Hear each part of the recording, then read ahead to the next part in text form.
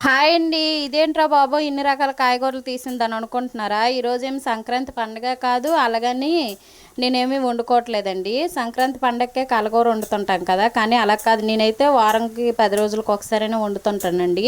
ఎందుకో తెలుసా? మనం వారం మొత్తం కాయగూరలు తెచ్చుకుంటాం కదండి.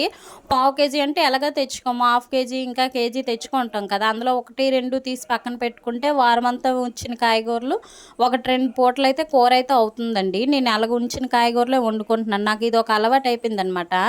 మొత్తం కూడా ఎప్పుడు కట్ చేయను, ఒకటి రెండైనా వదిలేస్తుంటాను. అదే తాలింపు అయితే పెట్టుకున్నానండి. ఇందులో 2 బంగాళదుంపలు ఇంకా టమాటా అయితే వేసుకుని వండుకున్నాను కదా. ఇదైతే జ్యూసీగా చాలా బాగా వచ్చిందండి కూర. ఇలాంటి కలగూరలు తినడం కూడా హెల్త్కి అయితే చాలా మంచిదండి. ఇది అన్నంతోనైనా రోటీతోనైనా చాలా టేస్టీగా ఉంటుందన్నమాట. నేనైతే ఈ కూర సింపుల్గా హెల్తీగా అయితే వండుకున్నాను. మీరు ఎవరైనా ఇలా వండుకుంటే కామెంట్ చేయండి, అలాగే సబ్స్క్రైబ్ చేసుకోండి. Bye bye.